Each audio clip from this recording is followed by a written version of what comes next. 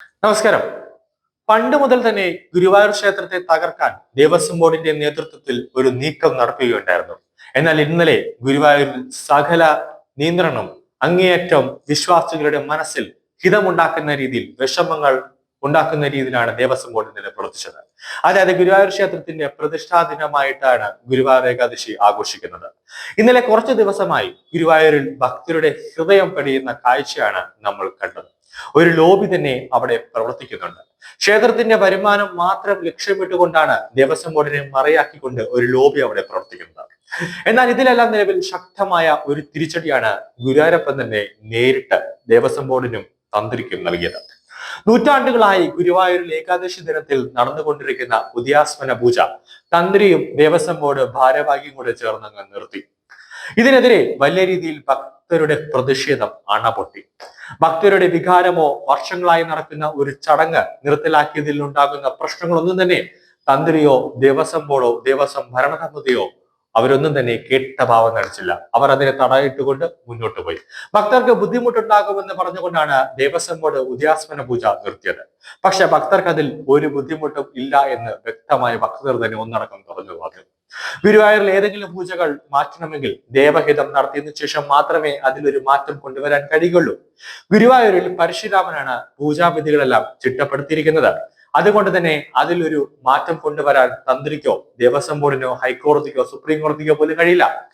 ഇതൊന്നും നടത്താതെ ആരുടെയോ താല്പര്യങ്ങൾക്ക് വേണ്ടി, ആരുടെ സ്വാർത്ഥ താല്പര്യങ്ങൾക്ക് വേണ്ടി തന്ത്രിയും ദേവസ്വം ബോർഡും കൂട്ടുനിന്ന് അതങ്ങ് മാറ്റി. സുപ്രീം കോടതിയിൽ എത്തിയ കേസിൽ കോടതിയുടെ വിധി ഇങ്ങനെയായിരുന്നു. അതായത് ഗുരുവായൂർ ക്ഷേത്രത്തിലെ ഏകാദശി ദിനത്തിലെ ഉദയാസ്മന പൂജ മാറ്റിയതിനെതിരായ ഹർജിയിൽ ദേവസ്വം ബോർഡ് ഭരണസമിതിയെ കണക്കിന് കൊടുത്തിട്ടുണ്ട്. ഭരണസമിതിക്ക് നോട്ടീസ് അയച്ചിട്ടുണ്ട് സുപ്രീം കോടതി. ആചാരങ്ങൾ അതേപടി തുടരേണ്ടതായിരുന്നുവെന്ന് സുപ്രീം കോടതി വ്യക്തമാക്കി.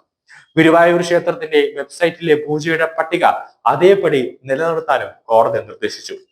സുപ്രീം കോടതി ദേവസ്വം ബോർഡിന്റെ വക്കീലിനെ എടുത്തിട്ട് കൊടുക്കുന്ന കാഴ്ചയാണ് പിന്നെ ഡൽഹിയിൽ നമ്മൾ കണ്ടത്. ഗുരുവായൂരിൽ ഏകാദശി ദിവസം തന്ത്രിക്ക് ഗുരുവായൂരപ്പൻ കൊടുത്തത് യമണ്ടൻ പണിയാണ്. അത് മറ്റൊന്ന്. ഇന്നലെ തന്ത്രി ക്ഷേത്രത്തിലെത്തുകയും ഗുരുവായൂരിൽ ഏകാദശി സമയത്ത് നടക്കുന്ന ഉച്ചപൂജയിൽ താൻ തന്നെ നിർവഹിക്കുമെന്ന് അറിയിക്കുകയും ചെയ്തു. സാധാരണഗതിയിൽ ഉച്ചപൂജ നടത്തുന്നത് ഒഹിയന്മാരാണ്. അവരുടെ അവകാശം ഹനിക്കുന്ന രീതിയിലാണ് തന്ത്രി ഒഹിയന്മാരെയെല്ലാം മാറ്റിക്കൊണ്ട് ഉച്ചപൂജയിൽ കൈകടത്തിയത്. ഉച്ചപൂജയ്ക്കുള്ള നിവേദ്യത്തിനുള്ള തയ്യാറെടുപ്പുകൾ നടത്താൻ നിർദ്ദേശം നൽകിയതിനു ശേഷമാണ് തന്ത്രി ഗുരുവായൂരിൽ നിന്ന് പോയത്. എന്നാൽ ഉടൻ തന്നെ മറ്റൊരു പണി തന്ത്രിക്ക് കിട്ടി. അതായത് അദ്ദേഹത്തിന്റെ കുടുംബത്തിൽ ഒരാൾ മരിക്കുകയായിരുന്നു. തന്ത്രിയുടെ അച്ഛന്റെ സഹോദരന്റെ ഭാര്യയാണ് മരണപ്പെട്ടതെന്നാണ് വാർത്തകൾ പുറത്തു വരുന്നത്. ഇതോടെ അദ്ദേഹത്തിന്റെ ക്ഷേത്രത്തിൽ പ്രവേശിക്കാനോ പൂജകൾ നടത്താനോ ശ്രീകോവിലിൽ പ്രവേശിക്കാനോ സാധിക്കില്ല. കാരണം പുലയുണ്ട്. കോഴിക്കന്മാർ പൂജ സാധാരണ പോലെ നടത്തുകയും ചെയ്തു. അവിടെ ഗുരുവായൂരപ്പന്റെ ലീലകളാണ് അവിടെ നടത്തുന്നത്.